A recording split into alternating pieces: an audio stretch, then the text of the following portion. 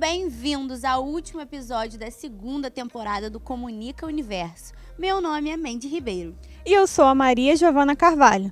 E como vocês já sabem, somos estudantes de jornalismo da Universidade Salgado de Oliveira, mais conhecida como Universo, no campus de Niterói. Está começando agora o último programa dessa temporada e queremos nos despedir em grande estilo. Teremos muita coisa boa. Mas antes de começar, corre lá nas nossas redes sociais, @comunicauniverso e @tvuniverso32 e segue a gente. O Cozinha 100% de hoje terá uma receita super fácil, saudável e prática, pensada exclusivamente para você que tem uma vida bem corrida. A receita de hoje promete. Já o Comunicultura vai trazer uma dica muito legal para você que é fã de esporte, ama torcer para o time do coração e gostaria de conhecer o palco de grandes momentos do futebol brasileiro e do mundo, o Estádio do Maracanã. Ah, e mais, conheceremos o bairro de Santa Teresa, uma atmosfera que combina com arte, gastronomia e história. O Carreira de Sucesso contará com a presença da ex-aluna da Universidade Salgado de Oliveira, a Fernanda Brasil. Ela é jornalista, assessora de imprensa do presidente da Câmara Municipal de Niterói. Teremos um bate-papo super interessante sobre a carreira profissional e sua história no mundo da comunicação. E para fechar com chave de ouro, o QI do Esporte, que contará com a presença do Ricardo Tatuí, campeão mundial de surf. E no QI Digital, vamos saber um pouco mais sobre as funções de um CEO de equipe de um time profissional de games. Fique agora com a estudante de Publicidade e Propaganda, Ariane Pereira, que irá preparar uma deliciosa crepioca. Olá, meu nome é Ariane Pereira e hoje iniciamos mais o Cozinha 100%. Roda a vinheta!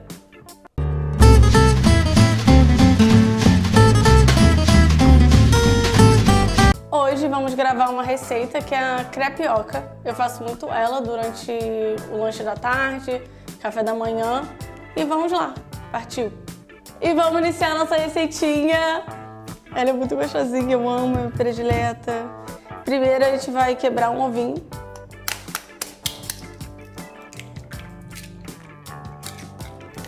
E como é uma crepioca, a gente vai pegar umas 2 colherzinhas de sopa de tapioca.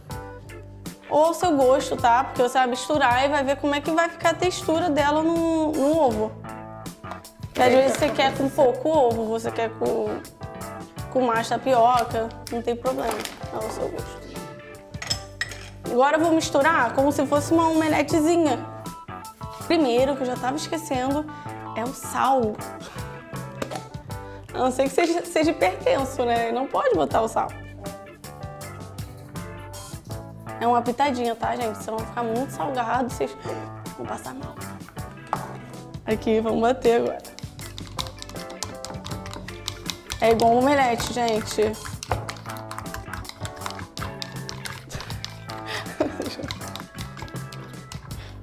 A produção tá me atrapalhando aqui, cara.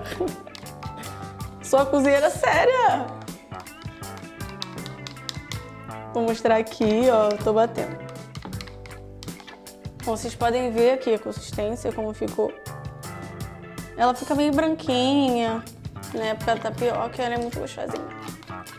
E também, esse é o meu gosto, tá? Eu vou botar uma pitada de pimenta do reino na massa, porque isso daqui vai ser a massa da crepioca. É uma pitada, gente, porque pimenta do reino é um pouquinho forte, é uma pitadinha. De nada. Botei um pitadão. E eu vou fazer o recheio logo dele, antes de a gente fazer, eu vou logo no recheio dele, antes de a gente botar na lancheira, que nesse caso a gente vai usar a lancheira, mas você também pode usar a frigideira, não tem problema nenhum. Na realidade, o ideal é você usar a frigideira, que é mais rápido e tudo mais, só que na lancheira fica muito gostoso também. Vamos cortar aqui o tomate, eu vou tentar cortar em cubos ele. Porque o recheio vai ser tomate, queijo Minas e requeijão light.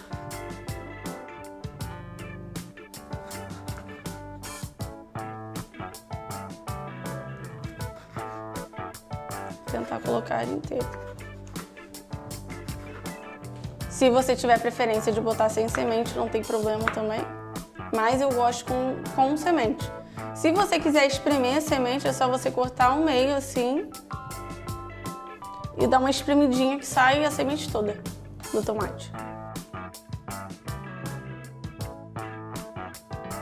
Agora vamos colocar aqui na lancheira. Deixa esquentar um pouquinho. Não precisa untar, pelo menos o meu não precisa, mas vai do que vocês acham melhor.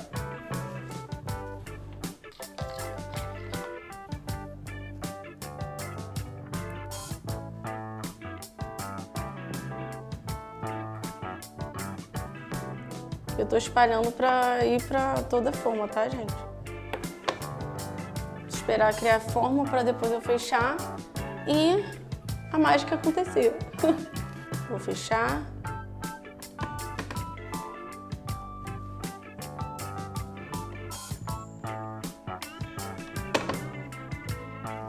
Deixa por um tempinho aqui e vai olhando. Olha aqui, gente. Ele vai crescendo, tá?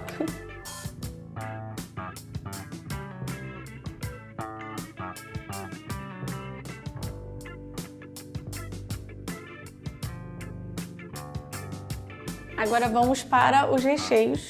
Eu vou botar aqui um requeijão light. Se você quiser, bota o requeijão normal. Uma preferência light mesmo. Em abundância, tá, pessoal? Fica bem cremoso. Agora vamos pôr o tomate. Na realidade, eu acho que eu vou botar primeiro o queijo Minas, tá? Vou pôr umas tirinhas aqui de queijo. Tirinhas não.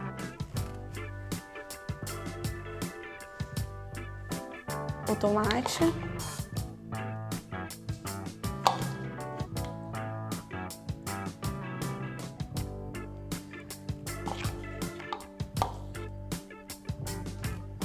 E o toque final, gente, vai ser o orégano.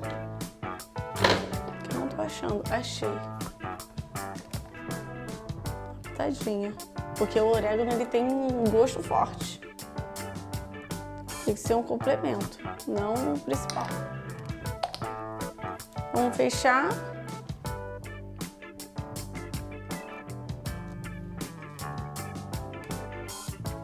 E tá pronto! Eba!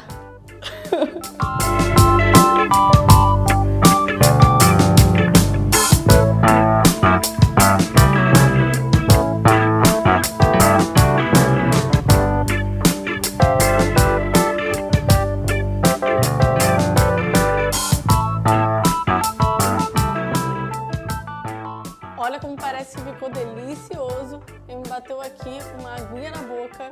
Vem cá, produção. Vem comer. E ficamos por aqui, gente. Tchau!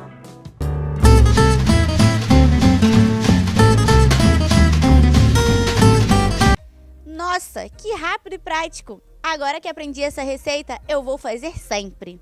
E continuando o nosso programa, vamos acompanhar as dicas de cultura e lazer que a Malu e a Thaísa prepararam para a gente. Oi, aqui é a Thaísa. E eu sou a Maria e vamos para mais um episódio do Comunicultura. Hoje no programa vamos falar de 2 pontos turísticos que são para lá de especiais no nosso estado. Isso mesmo, o primeiro é o nosso querido estádio jornalista Mário Filho, mais conhecido como Maracanã, o popular Maraca.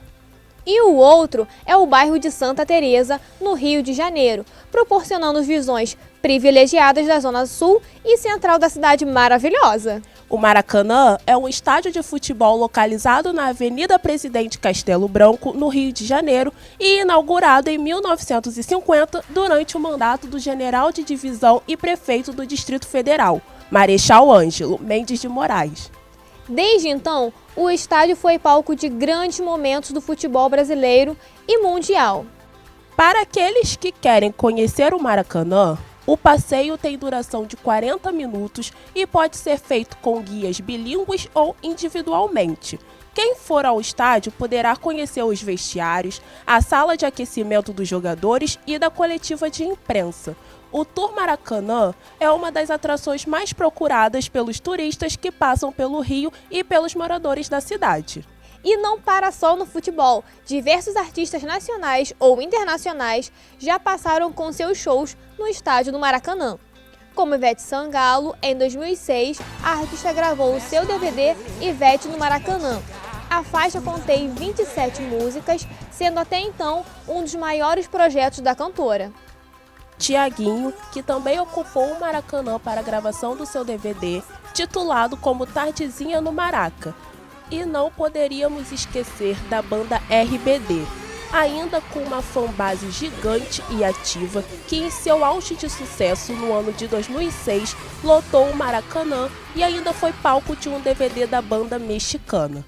Artistas tanto nacionais como internacionais marcaram a presença no estádio, desde Xuxa a Tina Turner. Agora, indo para o nosso bairro queridinho do Rio de Janeiro, vamos falar do bairro de Santa Teresa. As origens do bairro remontam ao século XIX, quando o convento de Santa Teresa foi construído e deu ao nome o local. A região já foi reduto da antiga aristocracia carioca e por isso é possível observar grandes casas e mansões ainda existentes. O bondinho foi implantado em 1872 e foi por muito tempo a única linha de bonde da cidade do Rio de Janeiro. Quem passa por Santa Teresa não deixa de visitar o Parque das Ruínas. O local é a antiga mansão de Laurinha Santos Lobo, uma das personalidades que viviam no bairro. Era conhecida como a diva dos salões e em sua casa aconteciam bailes onde se encontravam grandes intelectuais cariocas. A escadaria Cilaron também é um dos locais mais procurados no bairro. Uma escadaria imensa de 215 degraus, totalmente revestida por azulejos coloridos e de diferentes tamanhos e estampas.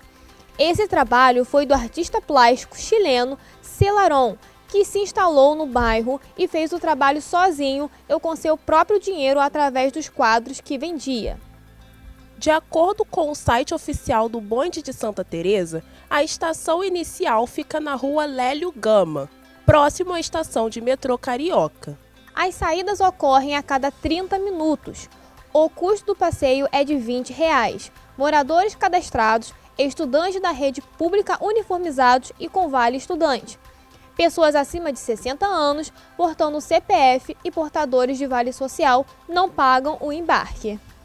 Chegamos ao fim do nosso programa. Muito obrigada a todos que nos acompanharam até aqui. Isso mesmo! E vocês podem ver e rever quantas vezes quiserem o nosso programa através das nossas redes sociais, @TV Universo 32 e no YouTube TV Universo 32. Tchau! Quem queria saber mais sobre o Maracanã? Já vou garantir meu ingresso e torcer para o meu time do coração. Agora vamos para um breve intervalo, mas não saia daí, porque na volta teremos um bate-papo super interessante no quadro Carreira de Sucesso.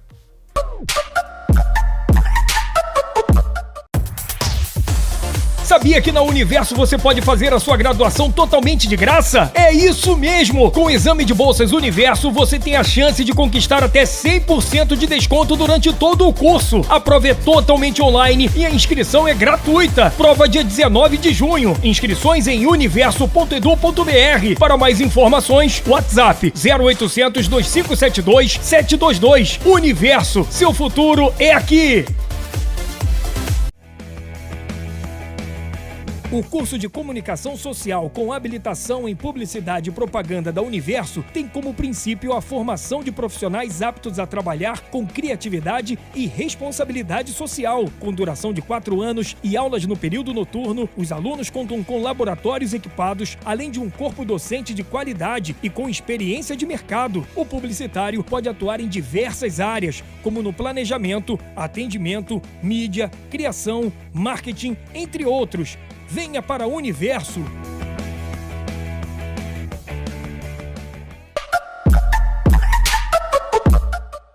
Estamos de volta e agora vamos falar sobre carreira de sucesso? No quadro de hoje, a Maria Giovana convidou a ex-aluna da Universidade Salgado de Oliveira do curso de Comunicação Social, Fernanda Brasil. Confira. Sejam bem-vindos ao quadro Carreira de Sucesso. Em nosso quadro de hoje, iremos receber a ex-aluna de Comunicação Social daqui da Universidade Salgado de Oliveira, Fernanda Brasil, que é jornalista e assessora de imprensa do presidente da Câmara Municipal de Niterói. Seja bem-vinda, Fernanda. Muito obrigada pelo convite. Estou muito honrada e eu queria, antes da gente começar, fazer uma singela homenagem à professora Marlene Salgado de Oliveira pelo legado lindo que ela deixou para a educação, né, e para o município de Niterói, para o estado do Rio de Janeiro, por causa, né, também São Gonçalo, né, e parabenizar por esse estúdio maravilhoso. Na época, quando eu fiz faculdade aqui, os laboratórios já eram bons, mas hoje está incrível, está sensacional e dá oportunidade para vocês poderem estar aqui vivenciando e produzindo uma coisa nesse nível. É isso aí. Então, para a gente começar, vamos falar um pouquinho de história, né? Já que você já tocou no assunto de universidade, né? De como nós mudamos, né? Tecnologicamente. Eu queria saber de você como que foi o seu período da faculdade, as suas experiências, dos seus desafios durante esse período tão importante, né? Para cada um de nós, né? Jornalistas se preparando para ser bons profissionais. Conta pra gente um pouquinho. Então, eu decidi que eu era jornalista muito jovem. Eu tive a oportunidade de acompanhar um outro jornalista. O Dalto é como se fosse da minha família, né? Então, um jornalista conhecido usou o fato de eu ser amiga da família para conseguir uma entrevista com o Dalto. Eu devia ter 14, 15 anos. E eu fui acompanhar ele, o Alberto Feitosa Neto. Hoje ele está trabalhando com a Rita Lee. Eu fui acompanhar o Betinho a fazer a entrevista com o Dalto e fiquei lá quietinha, escutando ele entrevistar o Dalto com aquele gravadorzinho, que na época era uma coisinha assim, desse tamaninho. E depois a gente sentou no computador, eu sentei ao lado dele para transcrever, né, para transformar aquela entrevista num texto. E eu fiquei encantada com essa transformação. Naquele dia, eu ajudei ele até a escolher o título da matéria. E naquele dia eu falei, eu sou jornalista, eu quero fazer isso é maravilhoso. Hoje em dia nós ainda somos amigos, somos colegas de trabalho. E naquele dia eu já tinha decidido. Eu fui morar na Europa, né? Os anos se passaram, eu fui morar fora e eu tentei fazer faculdade de jornalismo lá fora. E não conseguia, hoje em dia é mais fácil, na minha época era mais difícil. E eu voltei para o Brasil, um dos motivos que me fizeram voltar foi essa vontade de fazer faculdade. E vim para o Universo, né? A universidade aqui, desde aquela época, a gente já tinha laboratórios maravilhosos. Eu tive professores incríveis. E, assim, eu defendo muito o diploma de jornalismo, né? E um dos motivos, mas é o motivo principal de eu defender o diploma, é que o que a faculdade me deu, o que eu acho mais importante, principalmente nos tempos de hoje, né, nos tempos de revolução tecnológica, de fake news, é formação com senso crítico. Sabe? A formação em jornalismo, a que eu vivenciei aqui no Universo, ela é muito ampla, né? Ela te dá uma cultura geral, além da gente estudar a história da comunicação. A gente estuda sociologia, a gente estuda até economia, história do teatro. Então, assim, é uma formação que, além de te dar uma cultura geral vasta, né, ela te dá formação com senso crítico. Então, hoje em dia, é ainda mais importante quando a gente está nessa coisa de fake news, crise da informação, toda essa loucura que a gente está vivendo, é muito importante o jornalista ter senso crítico, né? Eu acho que, assim, uma das coisas... Fora isso, muita farra. Eu engravidei na faculdade, eu conheci meu ex-marido na faculdade, meu filho nasceu aqui praticamente, eu andei grávida por esses corredores, eu me formei, eu lembro, eu já estava trabalhando, eu trabalhava na época na prefeitura de Niterói, e era assim, né, o computador, o telefone e bebê, né? Eu terminei minha faculdade, eu fiz minha monografia, meu filho ainda estava bebezinho, assim. Então, foi também uma grande aventura, né? Hoje, com mais maturidade, um conselho que eu dou para vocês é esperem se formar para depois, porque isso mudou minha carreira. Hoje eu sou feliz, mas isso mudou minha carreira. Porque acontece, eu sempre escrevi desde menina, escrevia redação, né? Ganhava prêmios de redação na escola, eu gostava muito de escrever. E meu sonho era ir para redação de jornal. era o que eu queria para mim.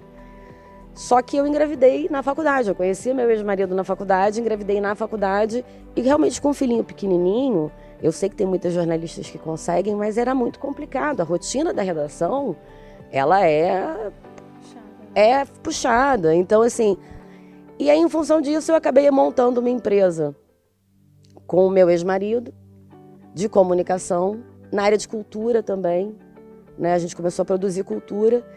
E eu, na época, não tinha grana, minha empresa estava começando, eu não tinha grana para contratar uma assessora de imprensa.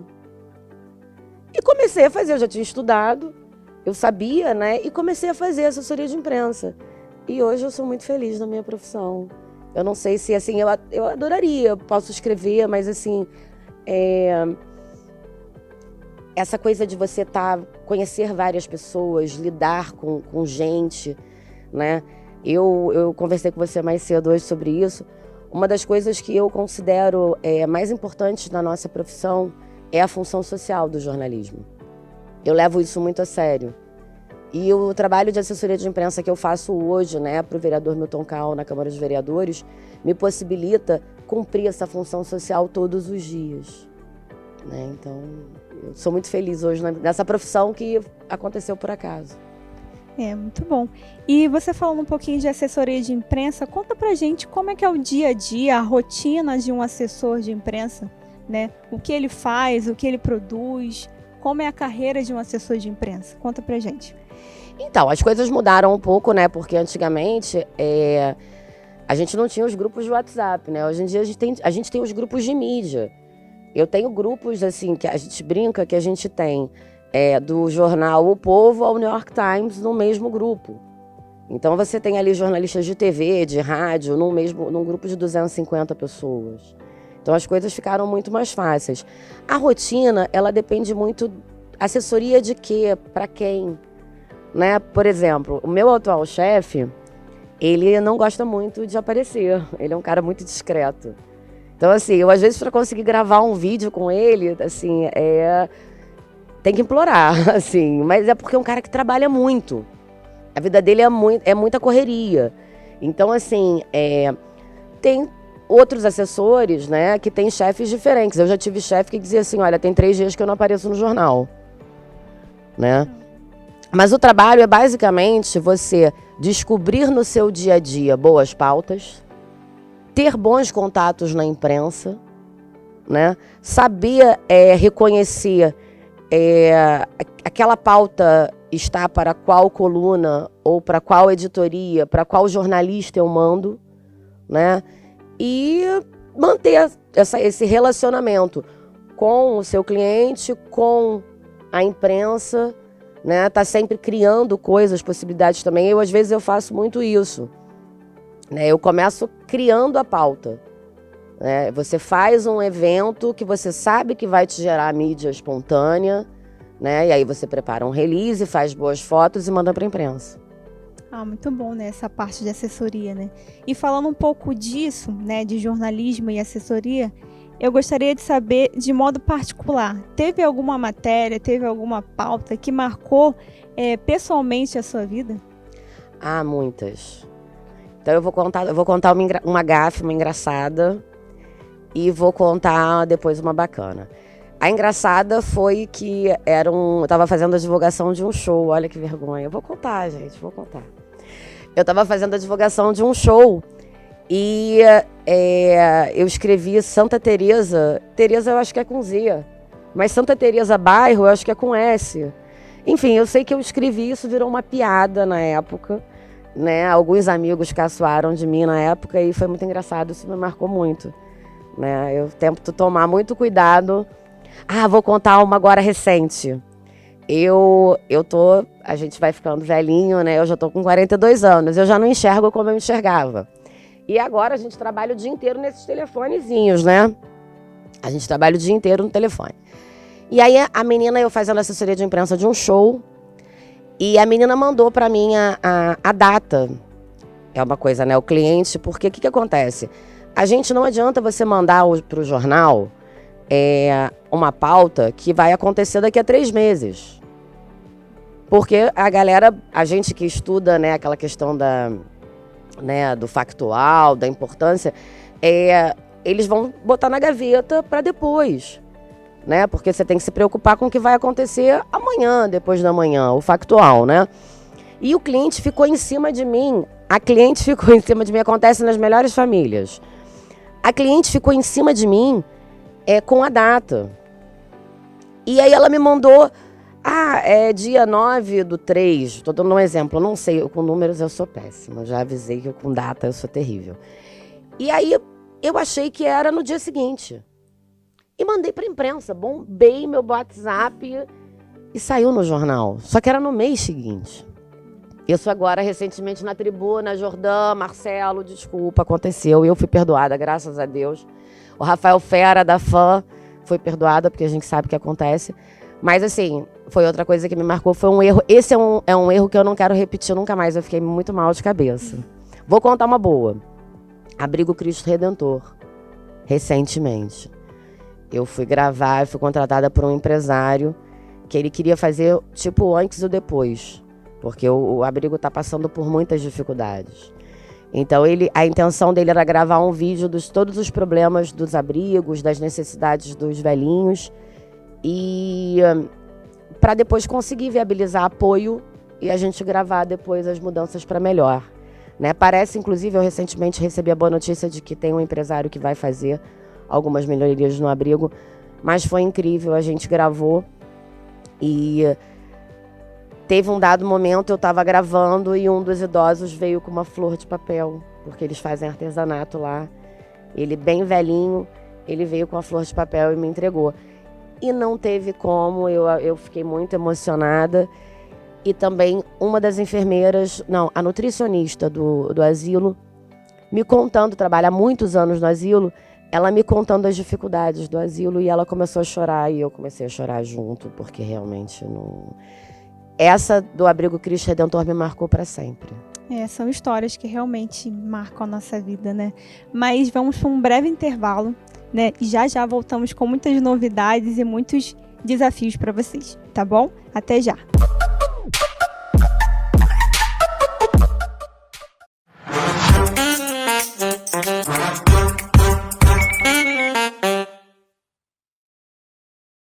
Já que 2022 é ano de eleições, você sabe a função do governador do seu estado? O governador é quem cuida da administração de um estado, ou seja, ele é o chefe do executivo estadual. Faz controle das finanças e é o responsável por arrecadar mais verba do governo federal, sempre que necessário. Ele também garante a segurança pública e opera investimentos necessários em educação e saúde. E aí, você conhecia essa informação?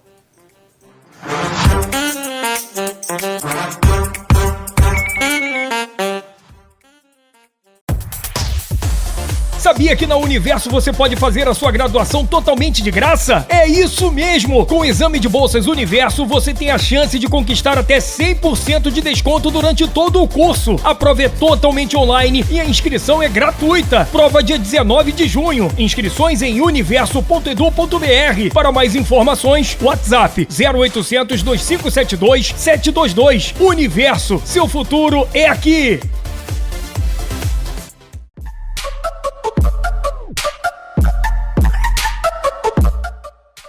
Estamos de volta em nosso programa Comunica Universo, no nosso quadro Carreira de Sucesso, com a jornalista Fernanda Brasil, que contou pra gente um pouquinho de sua rotina, de seus desafios e de sua história. E continuando o nosso programa, vamos fazer umas brincadeiras de complete a frase para você. Eu vou falar uma frase e você completa com uma palavra. Pode ser? Para você, carreira de sucesso é... Nossa, difícil, é uma pergunta difícil. Plenitude. O jornalismo para você é? Sacerdócio, essa é mais fácil. O seu maior sonho dentro do seu trabalho é? Encerrar a carreira que nem a Hebe, sentada num sofá, falando tudo que eu penso, dando selinho em galã da Globo. Muito óbvio, bom, gostei. Óbvio. E ser jornalista em 2022 é? Uma função social seríssima. O jornalismo é um dos pilares do Estado Democrático de Direito. Então a gente tem uma função social, uma responsabilidade muito grande. E para encerrar o nosso quadro, né, o nosso programa, eu queria que você desse uma dica, um conselho para o pessoal de casa que deseja fazer comunicação social, para nós também, alunos de jornalismo, de publicidade. Qual conselho você daria para a gente ingressar nesse mercado de trabalho no jornalismo? Então, primeiro estudem. Para começar, estudem. Eu comecei a gostar de estudar depois de velha, né? Talvez porque quando a gente chega na faculdade, a gente estuda aquilo que a gente gosta. Então, assim, estudem muito, né? E façam o que vocês gostam, sabe? Eu acho que você fazer o que você gosta transforma... É isso que gera a plenitude que eu falei anteriormente. Quando você faz o que você gosta, você faz bem feito, você busca aprender mais sobre, né? Porque a gente... as pessoas têm que se preocupar quando a gente vem falar de carreira com o dia a dia. O que te dá vontade de levantar de manhã e para ir trabalhar? Então, quando você faz o que você gosta, você acorda de manhã tendo vontade de fazer o que você faz, entendeu? Você tem vontade de ir para o seu trabalho. É verdade. Fernanda, quero te agradecer muito pela sua presença. Imagina, eu que agradeço. Por você estar aqui, feliz. pela sua disponibilidade em fazer essa entrevista com a gente, contar a sua experiência, né, seu trabalho, como está o mercado de trabalho também hoje em dia. Sim. Muito obrigada mesmo, viu? Nada, imagina. Desculpa, o telefone na mão, eu ia tentar ligar para o meu chefe. Normalmente, quando eu faço palestra, entrevista, a gente entra ao vivo, eu ia fazer uma perguntinha para ele, mas ele deve estar na posse do presidente da Fundação de Arte de Niterói. Estou indo para lá agora. Muito obrigada, você é linda. Você está pronta, né? E que bom que vocês têm esse laboratório para vocês poderem aprender fazendo. E sucesso para vocês todos. Obrigada pelo convite. Bem, obrigada. E o Carreira de Sucesso de hoje fica por aqui.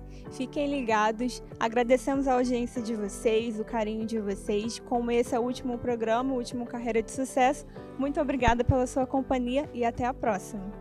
Tchau!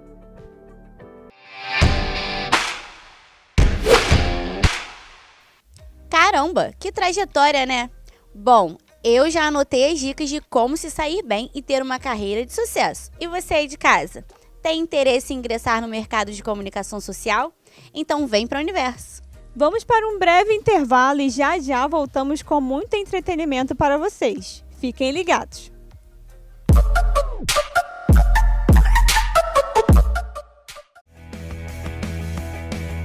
O curso de Comunicação Social com habilitação em Publicidade e Propaganda da Universo tem como princípio a formação de profissionais aptos a trabalhar com criatividade e responsabilidade social. Com duração de 4 anos e aulas no período noturno, os alunos contam com laboratórios equipados, além de um corpo docente de qualidade e com experiência de mercado. O publicitário pode atuar em diversas áreas, como no planejamento, atendimento, mídia, criação, marketing, entre outros. Venha para o Universo!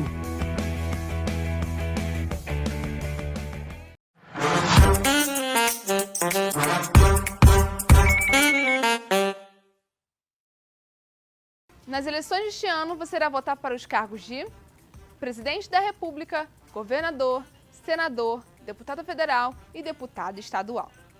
A votação será realizada no dia 2 de outubro de 2022, com início às 8 da manhã e o término às 5 da tarde.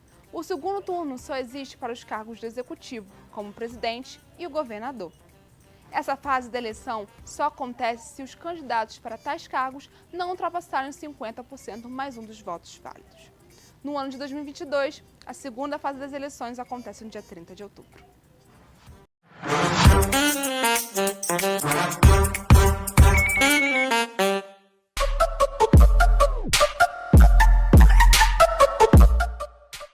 Estamos de volta e agora vamos bater um papo com Marcos Ramos? Hoje ele convidou o Ricardo Tatuí, que é campeão mundial de surf. E logo em seguida, no QI Digital, o Roberto bateu um papo super legal com o Lutzen sobre como ser um CEO de um time profissional de games. Acompanhem! Eu sou o Marcos Ramos e está começando mais um QI do Esporte.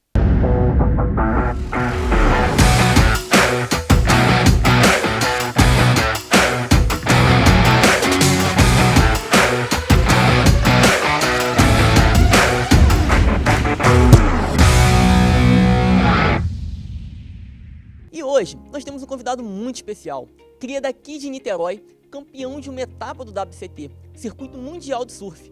Nosso convidado de hoje é Ricardo Tatuí. Tudo bem com você, Ricardo? E aí, tudo bem? Tudo certo. Ricardo, deixa eu começar perguntando como é que surgiu esse seu interesse pelo surf? Como é que começou esse desejo de pegar onda? Isso começou bem cedo. Como a gente havia conversado antes, né? Eu nasci em Friburgo, mas com 2 anos eu vim aqui para Niterói e eu vim morar aqui em Caraí, ali na Moreira César, perto da praia, né? E então o meu divertimento, meu lazer era sempre na areia. E, inclusive foi dali que nasceu o meu apelido, né? Tatuí, que eu gostava de brincar muito na areia. Mas a gente tem ainda, né? A Itapuca, que dão excelentes ondas. Não quebra o ano inteiro, mas tem excelentes ondas, que é lá entre a praia de Caraí e o Ingá. Então eu comecei ali a aprender junto com o meu irmão mais velho. Ele começou a me colocar ali, já ia no início eu ia em pé, com 10 anos era bem pequeno. Então despertou e depois comecei a frequentar outras praias aí, como Itacoatiara e o Rio e etc. Legal, Ricardo. Assim, você já falou do seu interesse, né? Eu queria que você contasse um pouco, assim, sua juventude, até você se profissionalizar, né, no surf. Como é que foi? Como é que você encarou esse momento? Foi tranquilo? Como é que foi pra você? Acho que foi bem natural, diferente de hoje, né? Você vê hoje que a garotada, não só no esporte como o surf, mas como qualquer outro esporte, o pessoal se prepara realmente para ser um campeão. Na minha época, né, a gente está falando dos anos 80, a gente surfava por divertimento e dentro desse divertimento alguns se destacavam, né? Que foi o meu caso. E aí eu comecei a competir em Niterói, no início nos campeonatos na Itapuca, depois em Itacoatiara, comecei a competir também no Rio e um pouco mais tarde começaram a vir as competições nacionais e eu comecei a me destacar e venci a maior competição nacional que aconteceu em 1986, que foi lá no Sul, que esse campeonato teve 850 atletas. Então foi dali que deu um boom, eu fiquei conhecido no Brasil inteiro. Então o surf, no início para mim, foi mais uma vontade de me divertir, né, de fazer um esporte legal e depois virou profissional. Assim, você comentou sobre o surf na década de 80, né? Assim, quando você compara o surf daquela época com hoje em dia, qual a maior diferença assim, que você via, cara? Eu acho que hoje é tudo muito profissional, né, cara? Mas nos anos 80, todo mundo tinha mais oportunidades de ter patrocínio, de conseguir viajar mais. Hoje em dia está um pouco mais restrito, mas quem tem realmente talento hoje em dia, que é o nosso caso aí, o nosso grande campeão, como o Gabriel Medina, o Ítalo, o Felipe Toledo, os caras estão no patamar top mundial, entendeu? Outro nível, né? Outro Exatamente, nível. Os caras... esses caras aí, eles já recebem de patrocínio mais de R$1 milhão por mês, até mais do que jogador de futebol, eles são reivindicados no mundo inteiro, então teve uma mudança bem grande desse início para agora, né? Tá muito mais profissional e você tem que se dedicar muito mais. Eu vou trazer um pouco para nossa área, né, da comunicação. Você acredita que de repente naquela época, se tivesse uma tecnologia mais avançada, se tivesse um jornalismo mesmo mais voltado para o surf, você acha que a história de repente poderia ter evoluído antes, cara? Você acha que se a televisão, o jornal, ele mostrasse mais do surf antigamente, você acha que poderia ter evoluído mais? Foi bom você ter perguntado isso, porque o que acontece? Eu acho que com as redes sociais, eu parei de competir o circuito mundial em 96. Então eu acho que o grande boom aí das mídias sociais foi lá para 2000, né? 2000 alguma coisa. Foi aí que eu acho que realmente, não só no surf, como em outros aspectos, teve esse boom que as pessoas ficaram conhecidas muito rápidas. Na nossa época não. Na minha época, né? Você realmente tinha que vencer, você tinha que mostrar que você era bom, você tinha que ganhar algum evento, você tinha que aparecer por vitórias. E hoje em dia já tem esse lado que também é bem legal, né? O lado que tem gente que nem compete, só vive surfando, vai para um lugar diferenciado e faz umas viagens, umas matérias. Então tem essa diferença aí um pouco do que você perguntou. A gente estava conversando um pouquinho no off. sobre quando ele ganhou uma etapa, né, do WCT. Ele comentou que na época saiu só uma notinha, né? E eu queria introduzir esse assunto aí. Conta um pouquinho mais como é que foi quando você foi campeão, né, da etapa, como é que foi o sentimento. Foi na França, né? Como é que foi surfar fora do país?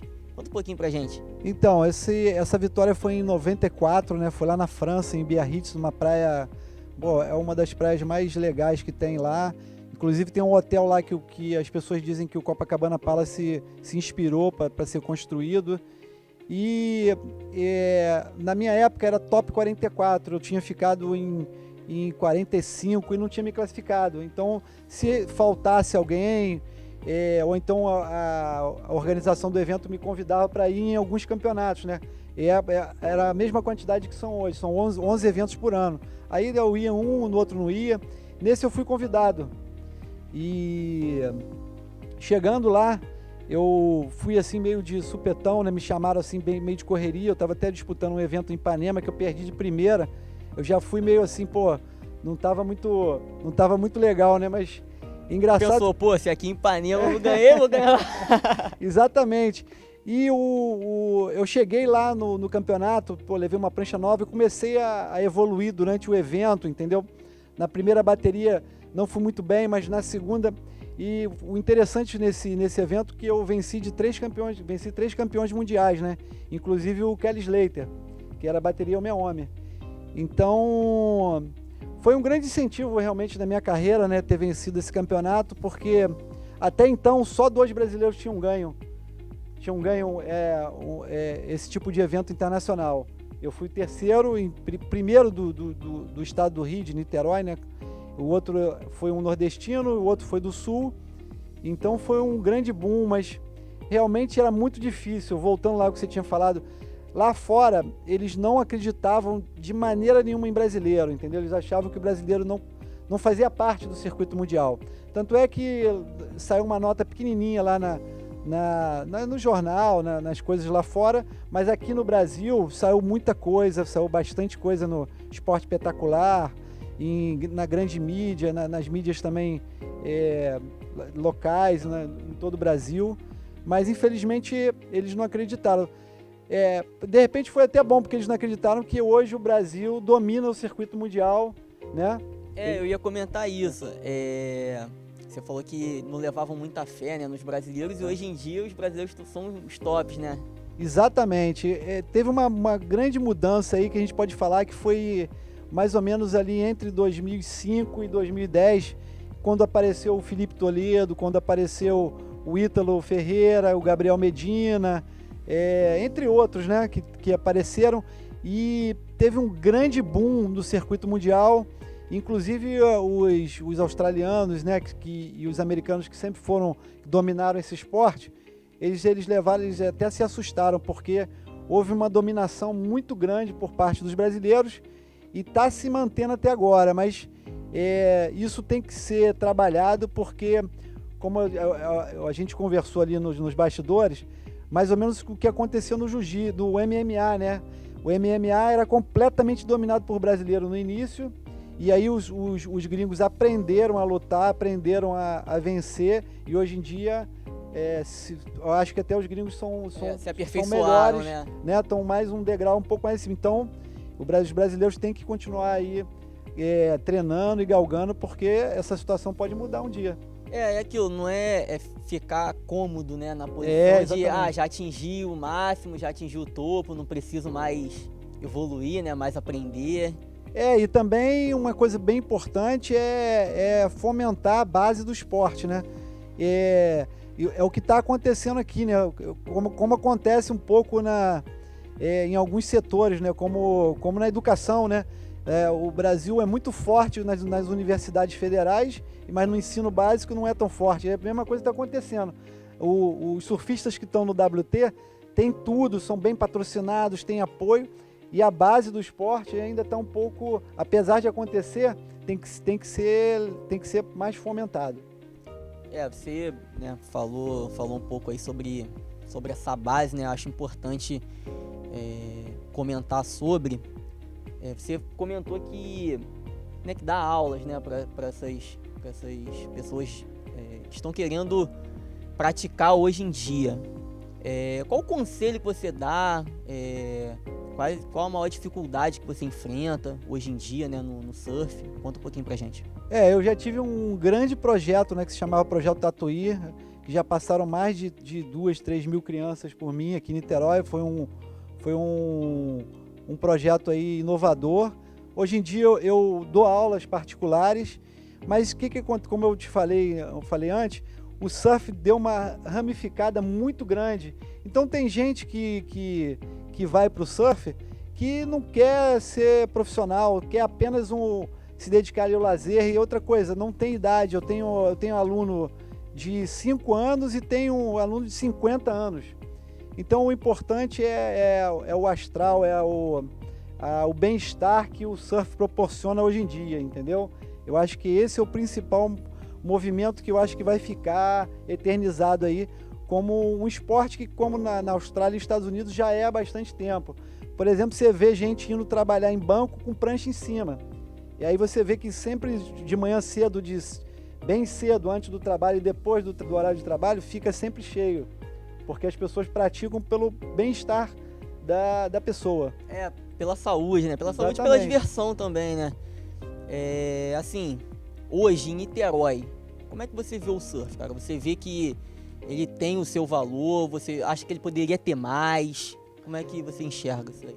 O que acontece? Na minha época, Niterói era um grande celeiro de competidores. Mas como a gente fala, tudo muda, né? As coisas vão mudando. Hoje em dia, Niterói é considerada a capital nacional das ondas grandes. A gente tem excelentes surfistas de ondas grandes. Inclusive, já está em curso aí um campeonato de ondas grandes que vai acontecer tanto na praia de Itacoatiara quanto no choque, chamado Itacoatiara Big Waves. Então, Itacoatiara em especial virou um lugar de grandes ondas. Então o Lucas Chumbo, o Calado, alguns exemplos de surfistas que surfam onda grande, como Pedro Scooby. Sempre quando tem onda grande, eles vêm para cá porque sabem que aqui são as maiores ondas e vão ter as melhores filmagens, as melhores ondas captadas. Assim, nossa conversa está muito legal. Tô gostando muito de ouvir um pouco, né, como é que era o surf antigamente. Que a gente vê hoje, mas foi que o Ricardo comentou. Hoje já é uma realidade, né, com diversos brasileiros no cenário. E falar um pouquinho como é que foi na década de 80, assim, as pessoas não imaginam um pouco, né, como é que era antigamente. Assim, cara, a gente já tá caminhando pro final. Eu queria te perguntar, o que você faria diferente, se faria, né, alguma coisa diferente, cara, na sua trajetória, na sua carreira, o que você mudaria, assim, olhando para trás? Eu acho que, eu poderia ter me dedicado um pouco mais na parte física, que a galera faz hoje. Hoje a galera tem preparador físico, tem acompanhamento psicológico e tem diversas coisas, né? Porque também o meio proporciona que eles podem... Os caras via Gabriel Medina às vezes viajam com 10 pessoas, entendeu? Na minha época, os competidores, que eram mais ou menos uns 8 ou 10, a gente viajava junto, ainda rachava o quarto, ou alugava uma casa, ficava todo mundo junto, alugava carro. A grana não era tão farta, à assim, vontade, né? Como é hoje, entendeu? Então, eu acho que eu me dedicaria mais à parte física. Uma coisa que também... Eu sempre fui muito apaixonado por Niterói, né? Eu moro em Itaipu, mas eu vou em Itacoatiara todo dia. Então, sempre gostei muito de pegar uma Itacoatiara. Se fosse hoje em dia, eu acho que eu ficaria mais tempo lá fora. De repente, uns 2, 3 meses direto, como eles estão fazendo, né? Você está, por exemplo, na Austrália, você tem a oportunidade de ir para a Indonésia, que é do lado, e aí tu vai desenvolvendo o teu surf muito mais. Então, acho que algumas dessas coisas mudariam um pouco. Mas não posso reclamar, não, que na minha época não teve rede social, né? Mas eu já fui em cada lugar que tá aqui na minha memória, porque eu acho que eu não troco por nada. As lembranças valem muito mais, né? Ricardo, eu queria te agradecer pela participação, por ter topado vir aqui. Queria te agradecer de verdade mesmo, foi muito legal, muito legal. E o pessoal de casa, queria agradecer a companhia. Eu sou o Marcos Ramos e até a próxima.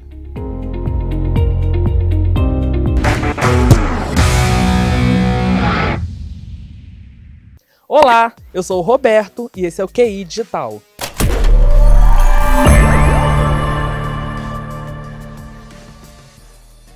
No programa de hoje, vou estar conversando com o Luxzinho, que é CEO do time Beehive. Como que surgiu a oportunidade de cuidar de uma equipe? A oportunidade de criar e cuidar de uma equipe veio durante a pandemia. Estava parado em casa, é um projeto muito antigo que eu tinha. Eu era jogador de TFT. Eu resolvi parar com um pouco a minha carreira de jogador e montar uma equipe e cuidar dessa equipe, ajudar eles a conquistarem campeonatos, conquistarem espaço no cenário competitivo também. Então foi assim que nasceu e surgiu a Beehive. Conta pra gente como que foi o processo de montagem do elenco.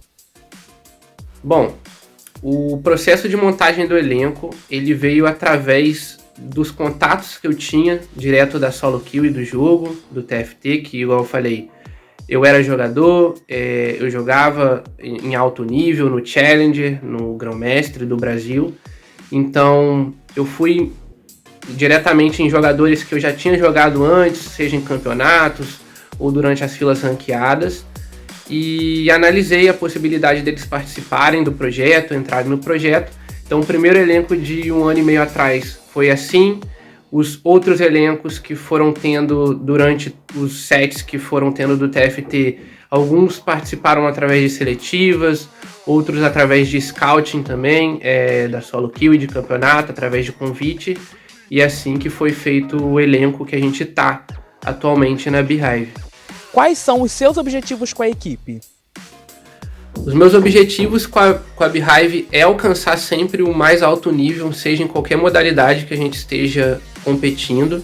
A gente já participou de 2 campeonatos mundiais de TFT. É muito gratificante chegar no topo em uma modalidade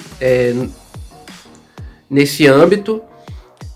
Agora a gente está expandindo, a gente vai para Valorant, League of Legends e tentar alcançar mais espaço também nessas outras modalidades.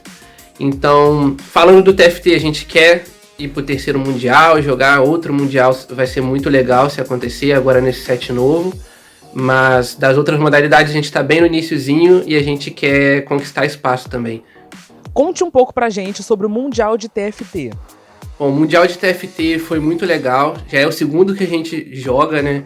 Infelizmente a gente acabou não indo tão bem, a gente não passou do primeiro dia de jogos, mas é sempre incrível assim, disputar um campeonato desse nível, jogar contra as melhores pessoas do mundo inteiro. É algo que a gente sempre está treinando e buscando chegar lá, e quando a gente chega não tem uma sensação melhor. E agora a gente está na preparação, o set novo entrou agora, a temporada nova vai começar nos próximos meses. A gente está na preparação para ir para o 3º Mundial e dessa vez performar um pouco melhor do que foi esse último, quem sabe não trazer a taça aqui para o Brasil. Nos dê uma dica para quem quer ingressar em uma equipe profissional. Bom, para ingressar numa equipe, você tem que manter sempre a gameplay em alto nível, se destacar em campeonatos, se destacar nas filas ranqueadas, manter um comportamento profissional acima de tudo, cuidar da sua imagem, das redes sociais, porque não adianta ter só dedo, só gameplay ou ser um grande jogador se você for tóxico ou não tiver uma imagem muito boa para o público. Então, se você se dedica ao jogo, tá sempre entre os melhores nas filas ranqueadas, entre os melhores nos campeonatos, consequentemente uma equipe vai te notar. As equipes elas estão sempre scoutando, isso é o caso da Beehive, é o caso de muitas outras equipes, e consequentemente você vai ser convidado a participar de um tryout, de um teste, e quem sabe conseguir entrar numa equipe. Essas são as dicas: manter a postura profissional acima de tudo e manter a gameplay em alto nível, e consequentemente o convite vai chegar. Queria agradecer você por ter disponibilizado o seu tempo para estar conversando um pouco sobre como cuidar de uma equipe. Eu quero agradecer a TV Universo pelo convite para participar do programa. Sigam a Beehive nas redes sociais, Beehive GG em todas elas, e torçam por nós. Go Bee, vamos para cima. Quem sabe a gente não consegue mais um Mundial. e traz esse título para o Brasil. Valeu! Então é isso, pessoal. Esse foi o último QI Digital da temporada. Obrigado por nos acompanhar até aqui. Tchau! Que maneira essa entrevista com Tatuí, né, Mandy? Sim, Maria. Eu também adorei entender sobre o trabalho de um CEO de um time profissional de games. E o nosso programa está chegando ao fim. Mas antes, fiquem com a mensagem da nossa gestora, Kátia Falcão, que passará uma mensagem reflexiva e motivadora.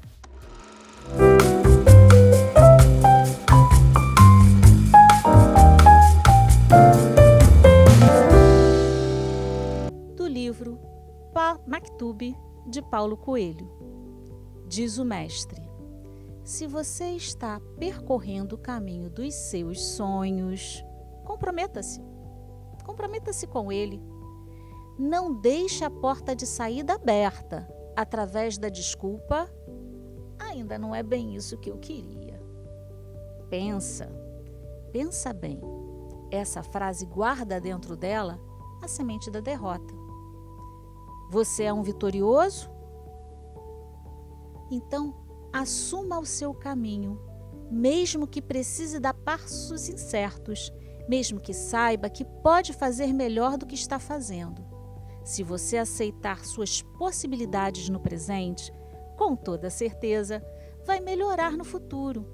Mas negar suas limitações, isso jamais irá convertê-las em futuro. E você não se verá livre delas. Enfrente o seu caminho com coragem e não tenha medo da crítica dos outros. E, sobretudo, não deixe paralisar por sua crítica. Deus estará com você nas noites insones e enxugará as suas lágrimas, aquelas mais ocultas, com o seu amor. Porque Deus é o Deus dos valentes. E você? Comunica bem? Se comunica bem com Deus? Seja valente. E no mais, comunica para o universo. Comunica o universo.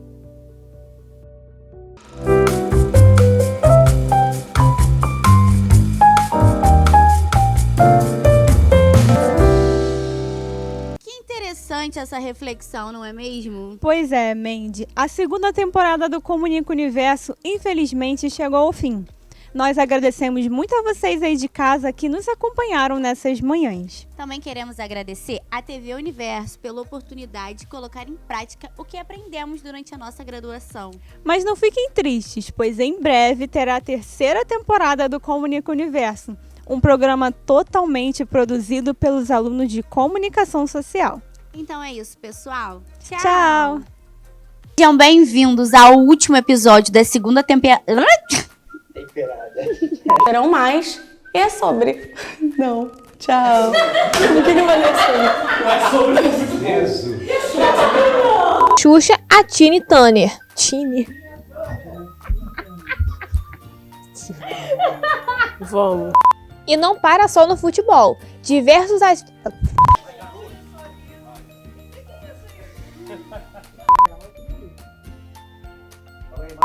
Obrigado por nos acompanhar. De novo. Take 3. A verdade finalmente está arrombada. Vou meter o pé na porta da verdade. Tá.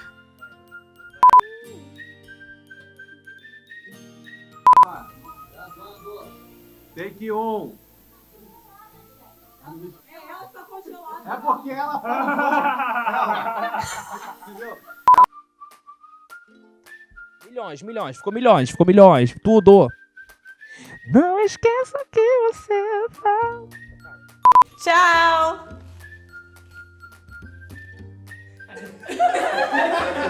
Eu só achei.